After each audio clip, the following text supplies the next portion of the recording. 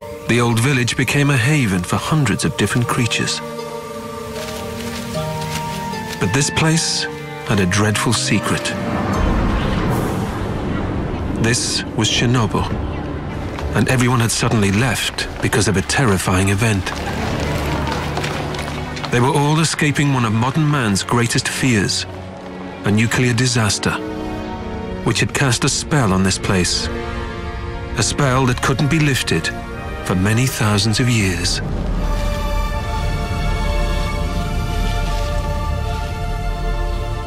This is the exclusion zone of Chernobyl today.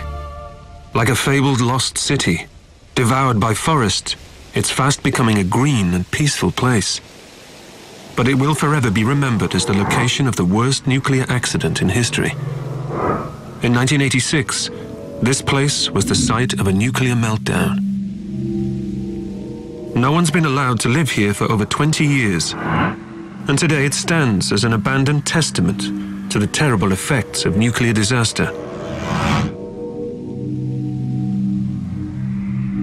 The Ukrainian city of Pripyat, now a ghost town, lies close to the border with Belarus, and just to the north of the destroyed nuclear power plant.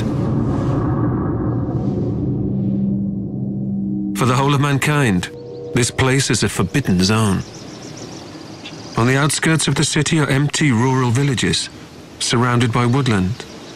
Many of these villages have become refuge for an unexpected mixture of forest wildlife and the descendants of Chernobyl's abandoned pets. Where families once lived and children played, there are now abandoned houses where time seems to have stood still. This is a story of some of the animals that have made this forsaken place their home. A place they don't appear to sense is contaminated.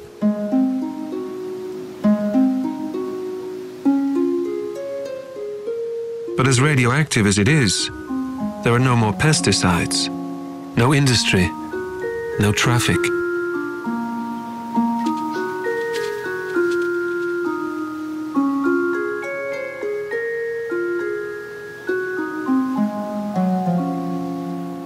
Among relics of a not-too-distant past, this female cat has made a home for herself and her new litter. 3 young kittens, still dependent on her for milk.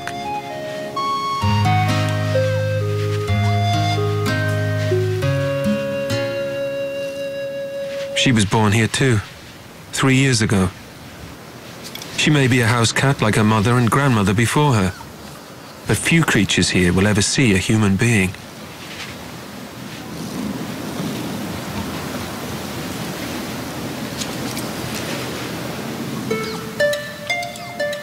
Inside the house, life goes on as normal. But outside, nature has started to make changes. With the people gone, nature is beginning to win back this land. The relentless growth of the encroaching forest is gradually reclaiming the untended gardens.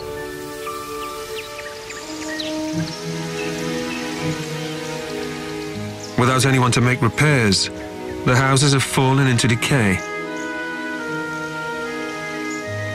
And as the forest slowly creeps in, so do the wild inhabitants, creatures that the people were so determined to keep out. Among them are brown bears, absent here for over a century, and until recently confined to forests many miles away. 2 young brothers who have left their mother not long ago and are trying to find their own way in the world.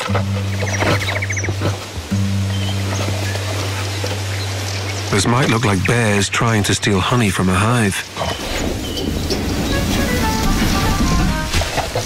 But they're more interested in any bee larva that might be inside. When the young bears aren't playing, they're hungry. Nearby, there's an apple orchard. The trees here still produce a great deal of fruit, and the bears are keen to take advantage. But his climbing days are numbered. He's far too big for this kind of thing, and there are much easier ways for a bear this big to get apples from a tree. Like brute force.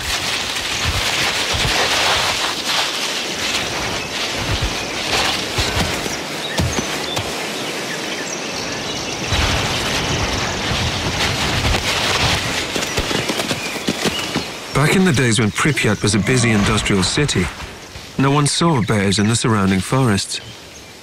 But in the years since the people abandoned this place, they've started to reappear. For them, this place has become an unlikely sanctuary.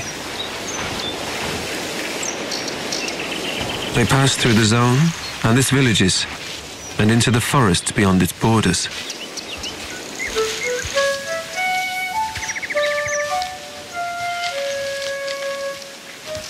And when they visit, they'll take advantage of anything they can find.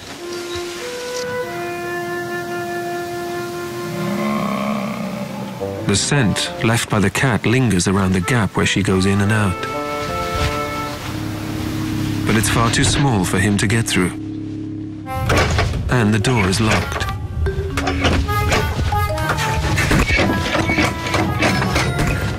But not for long.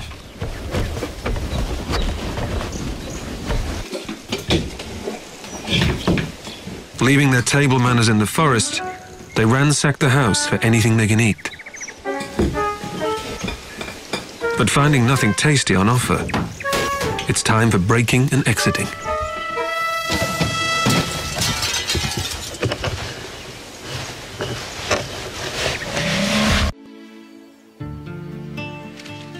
This lone wolf is a young male.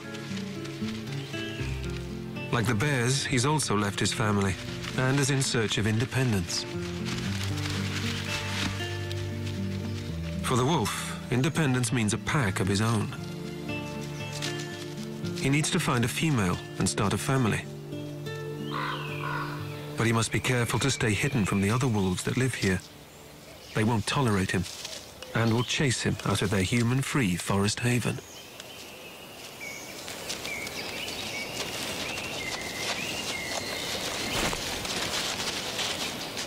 Every acute sense he has is now tuned into his environment, sensing any signs of danger.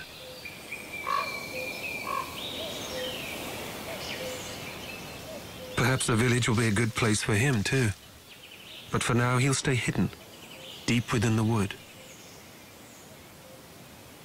The village is close by, just beyond the trees and already close enough for him to smell.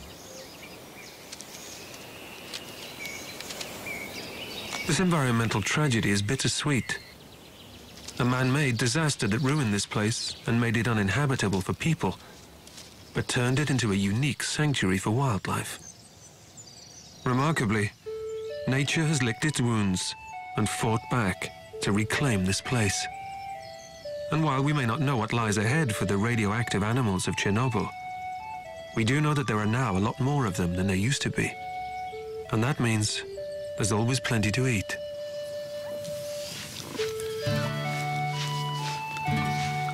Back at the old house, the kittens are almost weaned. And that means she must leave them alone while she makes frequent hunting trips to bring back food.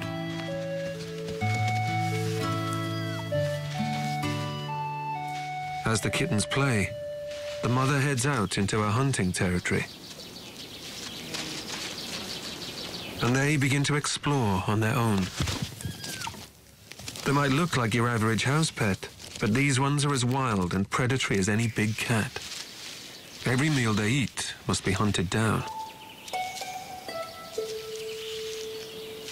But that's not as easy as you'd think.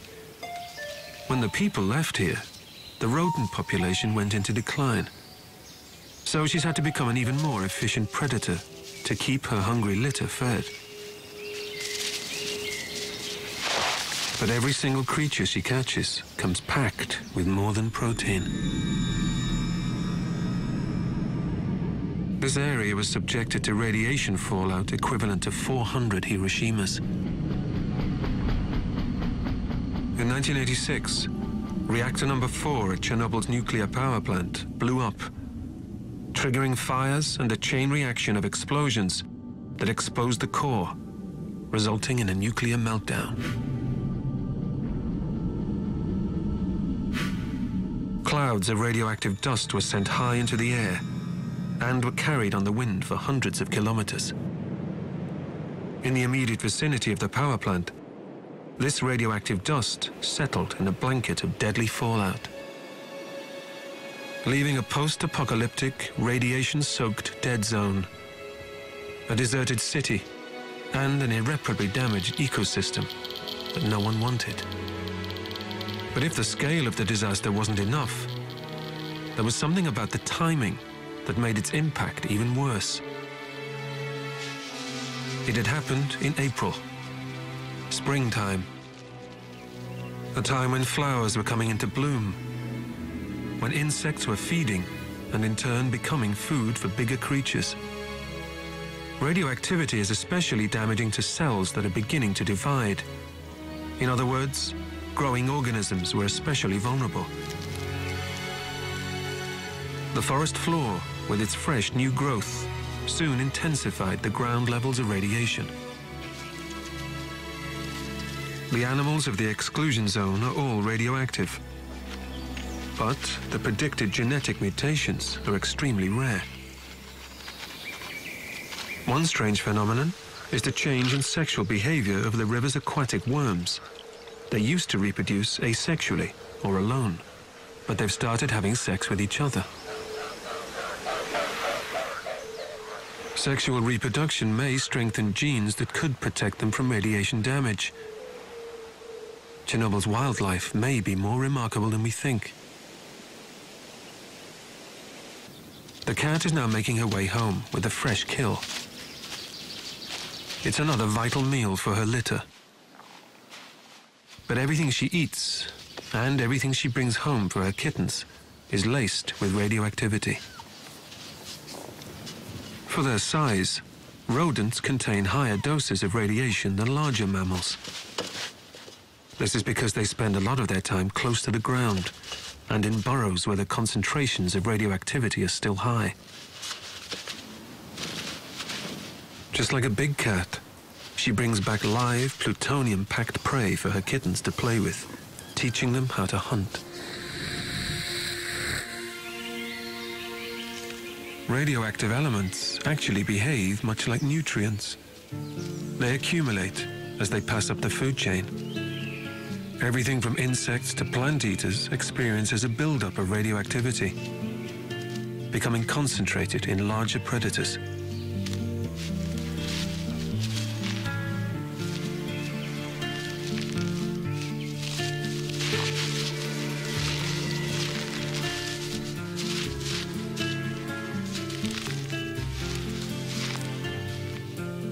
Like the cats, the wolf gets a dose of radiation every time it feeds on plant-eating prey.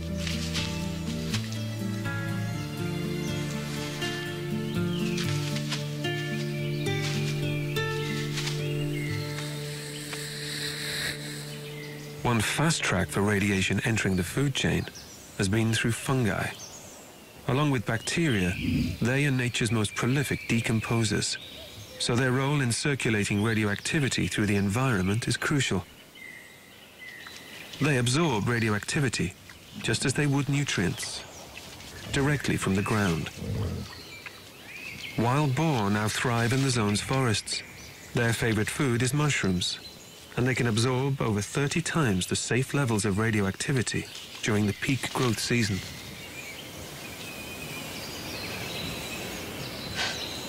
As he sleeps off his travels, the wolf is woken by the sound of mushroom-digging boar.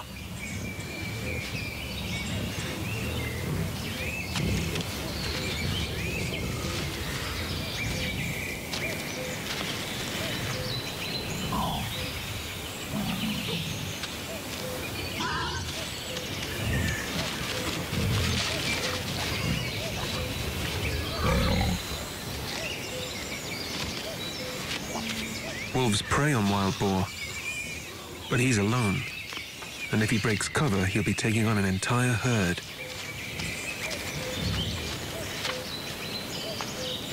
Despite the fact that wild boar feed on mushrooms, they have immense power and sharp tusks, making them extremely dangerous. They could easily fight off a lone wolf. He keeps quiet and stays hidden, waiting for an easier opportunity.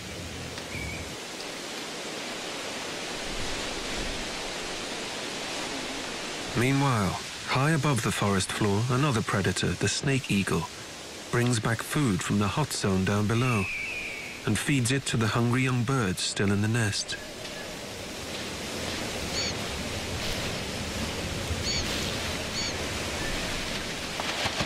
There are now 270 different bird species nesting in the exclusion zone, and 180 of them are now breeding intensively. A spontaneous animal population boom in a city purpose-built as a great human achievement. To really understand why this place has experienced such an extraordinary resurrection as a refuge, it's important to realize how significant its demise was.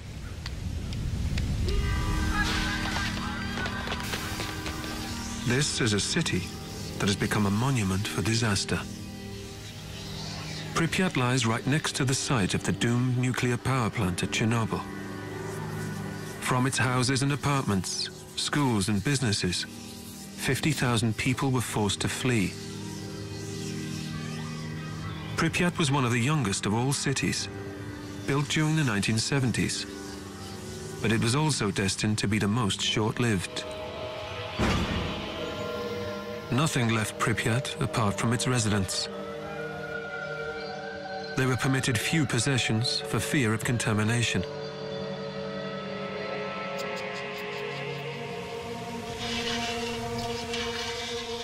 And as the rain poured down just days after the disaster, it brought even more radioactive dust back to the streets of the abandoned city.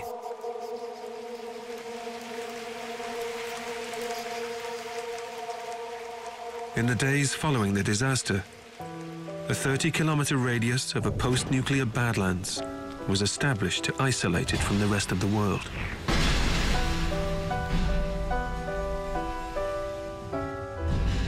This is the most contaminated land on the planet, land that will take thousands of years to become healthy again.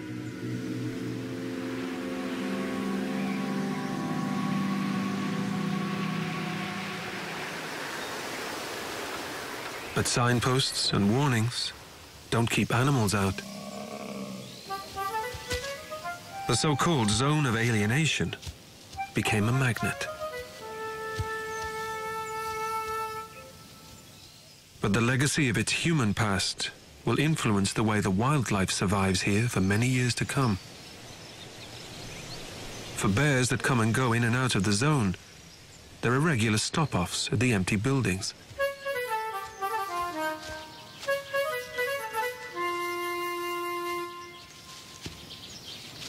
Bears are inquisitive animals, and these old houses often contain something worth eating. This one has the kittens inside. They've been left alone while their mother is out hunting again. But their scent is strong, and the bear investigates. Looking for a way up to where the smell is coming from, there's a stroke of luck for the helpless kittens. An old pot of jam.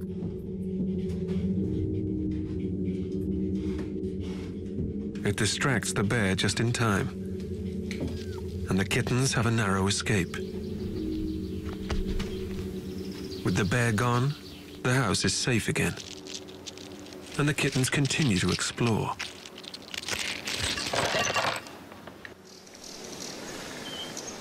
Meanwhile, their mother, oblivious to the dangers her kittens have been facing, is doing what she does best, searching for food, always on the lookout for an opportunity. Chernobyl's bird life is often less contaminated by radiation than creatures that live on the ground. But it was a species of bird that showed a genuine case of mutation after the disaster. Some barn swallows produced white rather than red feathers under their chins. But it appears to have been unattractive to other swallows, and the mutation died out. Other mutations have been brief too. Mutants are often weaker and make easier targets for predators. Life in Chernobyl really is about survival of the fittest. For the mother cat to have survived here, she must know where to hunt for food and how to stay out of trouble.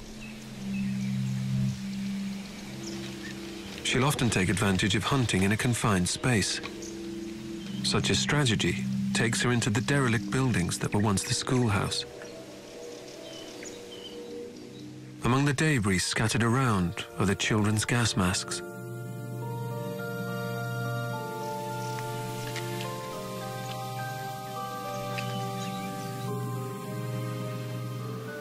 Everything here has been left to gradually succumb to the sublime decay that only time can bring. And it has plenty of that. Every object adds to the eerie memories of a place once so full of life.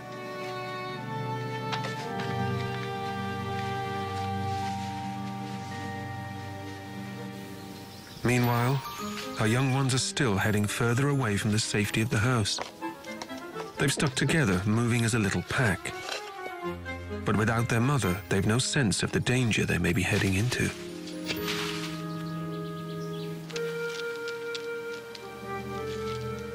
She's still unaware of what the adventurous kittens are up to as she continues to patrol the old schoolhouse. Hundreds of Pripyat schoolchildren were forced to flee, leaving everything behind, their toys and books frozen in time.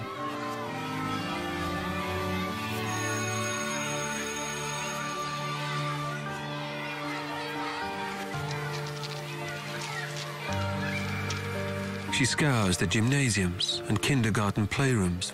These old buildings have remained a stronghold for the rodent population, with plenty of places to make a nest.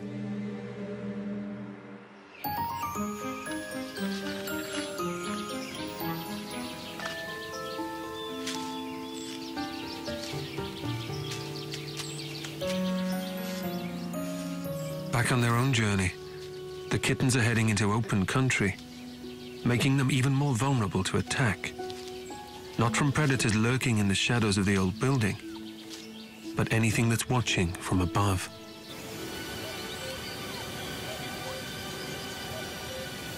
One of the most successful of hunters that now inhabit this place is the bird of prey. There are so many small mammals here that they've become incredibly successful.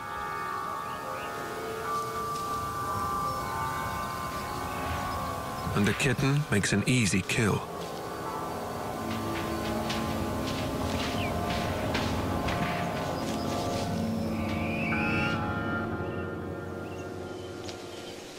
As one of her kittens becomes prey, their mother is about to make her own kill.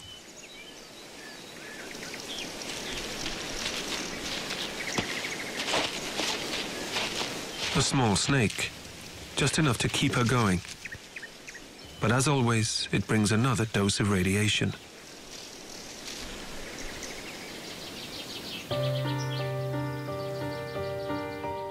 After her journey, she's finally returned to the old house to check on her kittens. But she soon makes a disturbing discovery. She's returned home to find an intruder lurking around the family home.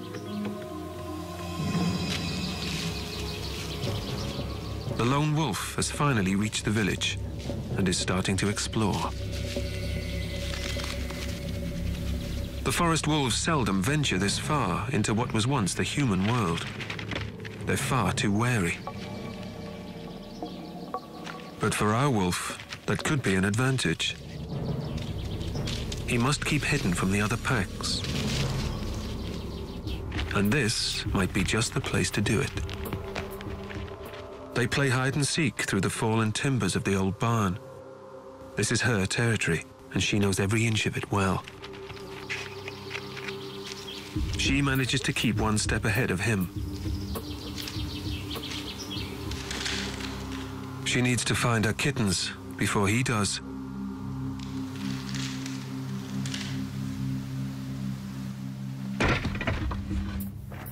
She won't be able to keep the wolf from the door for much longer. His persistence pays off, and he manages to get into the house.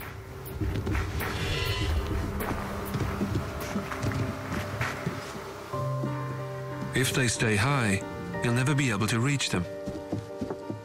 The mother cat leads by example and keeps her nerve. While she's here to watch out for them, they'll have the best chance of staying alive. Eventually he gives up the search, but he's found a new home. Next, he'll need to find a mate. While he's gone for now, he'll almost certainly be back. His arrival means they must leave. She's down to 2 kittens now, and she can't risk losing another one. She's about to embark on the first leg of a journey that will take the family away from the only home she's ever known. The house where she was born and where she grew up.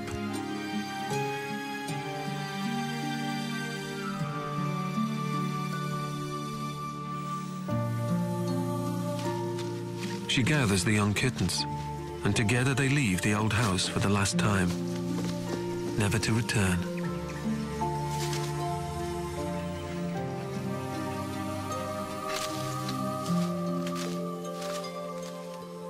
They make their way to the outskirts of the village.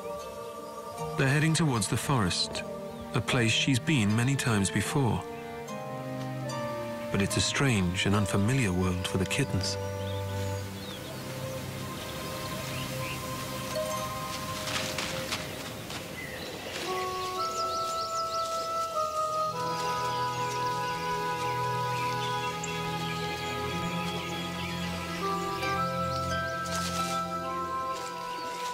It's slow going. The wood is full of huge obstacles for the small cats.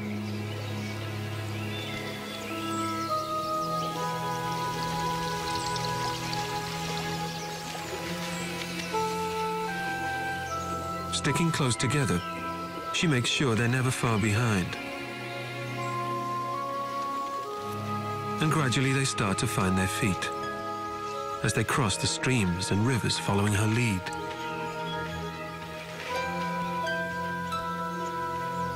Even the thinnest branch makes a useful bridge.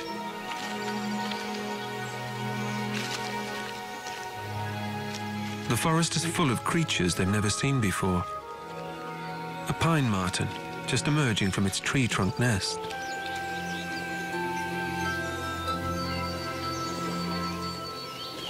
Almost immediately the people left this place, it began returning to nature. Secretive creatures started to reappear. And this forest is now as vibrant and full of life as any jungle. After dark, the forest changes hands as the nocturnal creatures of the wood emerge.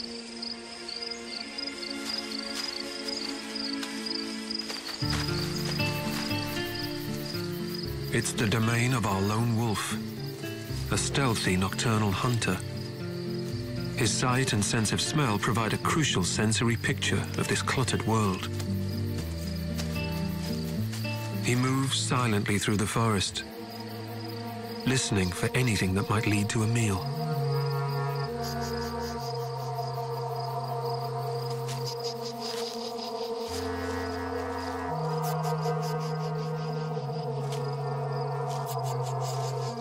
Soon the telltale sound of a wild boar breaks the silence. Now he'll use his natural stealth to pursue it, moving silently through the tangled undergrowth. The wolf can sense this is a lone boar. He won't have to miss out again. So he picks up the pace and begins his relentless pursuit.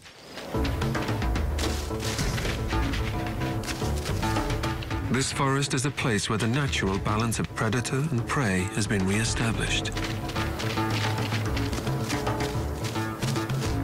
The natural predators are the only hunters left here now. It may be a radioactive food chain, but they are at the top of it.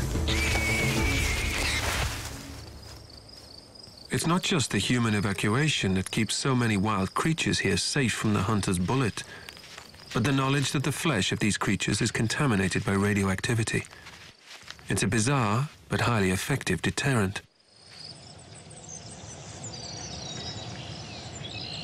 As dawn begins to break through the trees and drives the shadows away, the wolf loses the advantage of darkness. He's lost his kill to his rivals, the bears.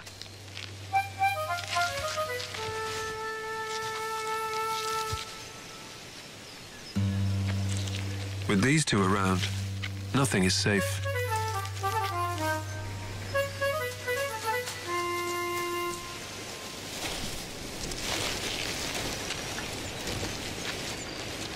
Daylight is also the best time for the cat to move with her family.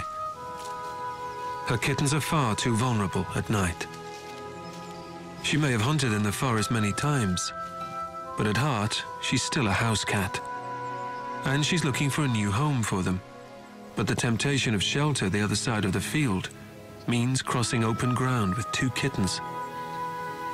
These open stretches are patrolled as always by birds of prey. Once again, the kittens run the gauntlet. But this time, all make it safely to the other side.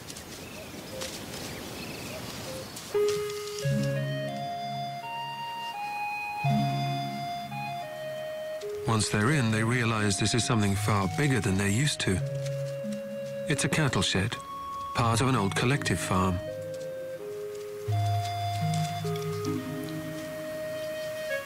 These sheds once housed hundreds of cattle. Now they're shelter for the growing rodent population. And an ideal place for her to keep up the training regime for her still inexperienced hunters.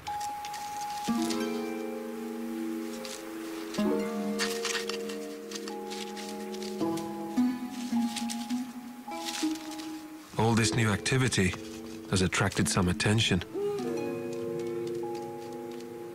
They're trespassing in someone else's territory.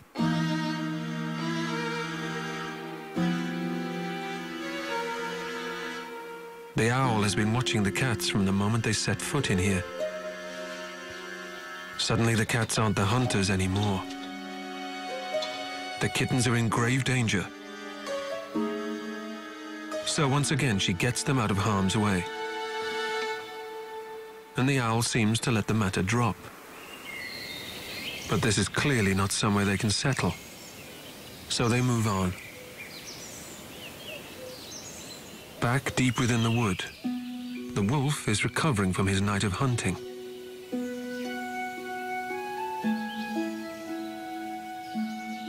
But he still needs a mate to start his own family with. His dreams are full of expectation, and while he sleeps, the scent of a female wolf hangs in the air and begins to stir his senses. When he wakes, the scent is still there. It's stronger.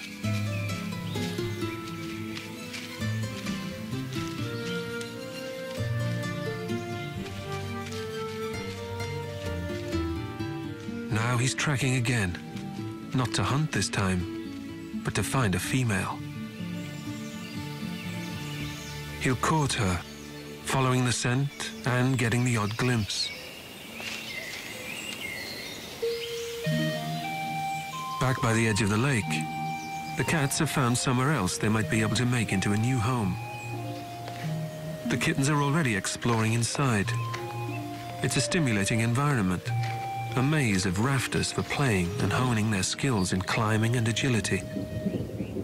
And they seem to have reached here just in time. Outside, a storm is brewing. But like everything else here, this one brings more than rain. First, the wind picks up. These winds carry radioactive plutonium as they gather up dust from the contaminated ground. It hangs in the air and is inhaled by everything that breathes. When the rain starts to fall, it brings this radioactivity back to Earth again, and it sticks to every surface it drenches.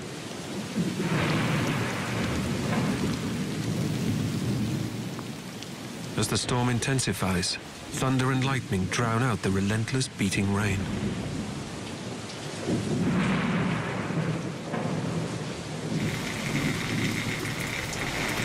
But At least the cats are safe in here. As safe as houses. It doesn't rain here for weeks on end. The wood becomes dry like a tinderbox, and a lightning strike can easily start an inferno. Their new home is short-lived.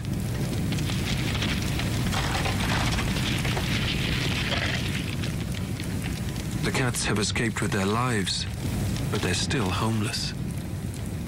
And winter will soon be on its way.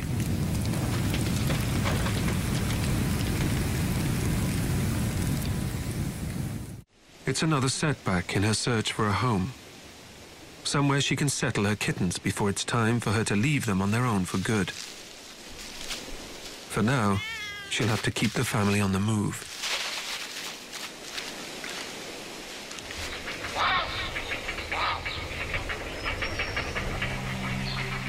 As they start to make their way further along the banks of the river, they come across yet another abandoned scene from Chernobyl's catastrophic past. The rusting remains of what appears to be an old harbor. Many of these boats were used in the cleanup operation after the explosion, bringing in vast quantities of sand that were poured into the flaming reactor. After the disaster, they were simply left here for fear of spreading contamination to the outside world.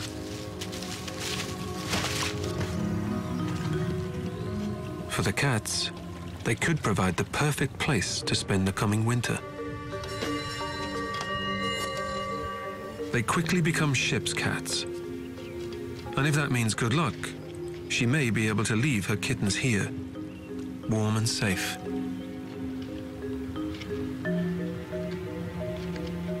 Her time looking after the kittens is almost over. Soon she will have to leave them for good. They are the latest generation of feral cats born in the ghost town of Chernobyl, where year after year passes with only the seasons to make changes to the landscape. As summer finally comes to an end, the forest and its creatures start preparing for autumn, a time when thoughts turn to hibernation. The two bear brothers have had a good summer. They've eaten well, and they've grown in size. The forest streams provide the perfect place for them to bathe.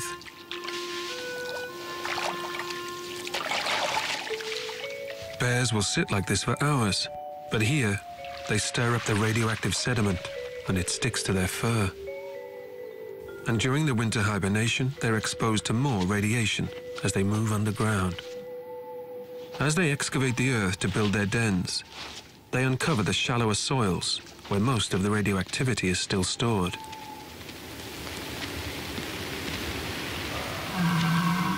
Living here means there's really no end to the legacy of the disaster, and won't be for centuries to come. It's a strange place to find such peaceful and natural balance. A balance that now includes the radiation itself. It migrates through water and wind, and the levels of contamination in animals have varied over the years. While some radiation decays, it can also make its way through the food chain. Down by the banks of the river, the old boat is still home to the growing kittens. They're exploring more than ever. But as they venture out alone, they still seem to be getting themselves into more trouble. After escaping the clutches of the bears back in the old house, they're giving the two brothers another chance to catch them. They've just strayed into bear country. And this time, there's nowhere to run and hide. The bears are still looking for anything they can eat to store up fuel for the winter. Even a small cat would provide a valuable bit of protein.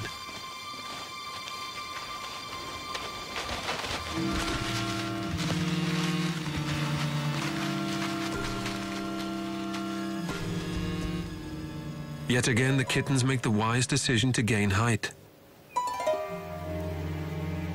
Their 9 lives are fast running out.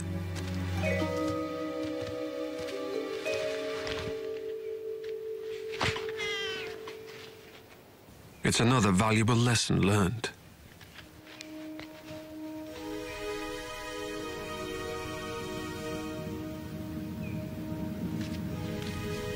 As winter sets in and the temperature drops, the zone is transformed by a pure white blanket of snow. In contrast to the city, choked with vegetation, the forests of this exclusion zone are a spectacular and natural wilderness.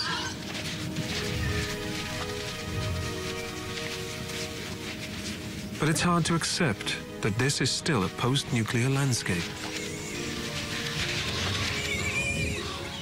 With the spontaneous resurrection of animal and plant life here, environmentalists have remained astonished by nature's ability to create something positive out of such a terrible disaster.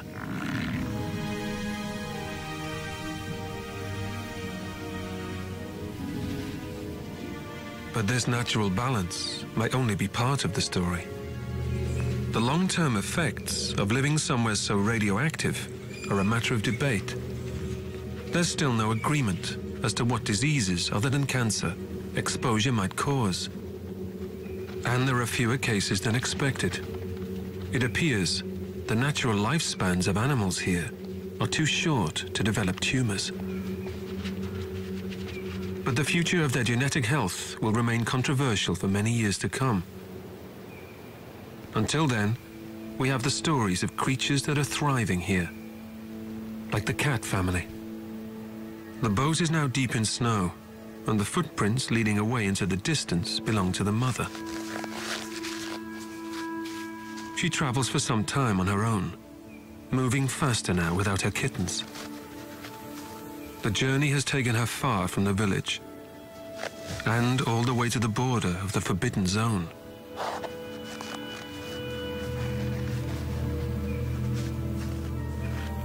As she crosses from the radioactive world that has always been her home, she leaves Chernobyl to encounter a new and alien world. The world inhabited by people.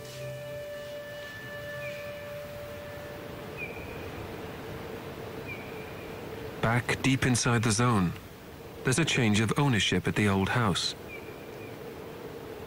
The wolf has taken over this territory. Independent at last.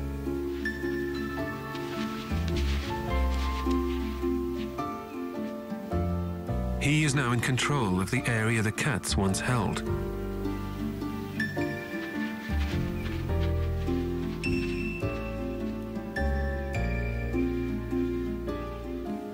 But the lone wolf is not alone anymore. He's settled down with his mate. And it's here they'll bring a new generation of Chernobyl wolf cubs into the world.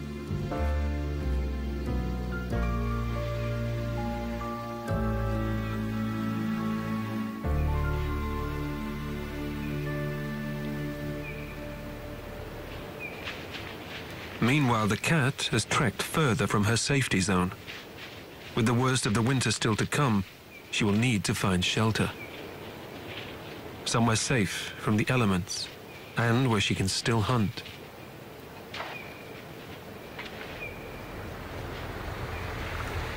Suddenly there's an unfamiliar noise, an unnerving and bewildering sight.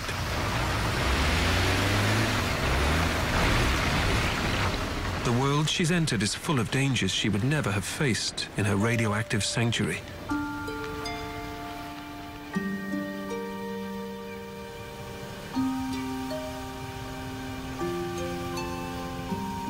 After struggling through deep snow for mile after mile, she finally sees the shape of something familiar. The house looks very like the one she's left behind, but there are signs that this one may not be empty. She may not know it yet, but this is going to be her new home. And unlike the one where she was born, this time the owner will come home. She's about to become a regular house cat.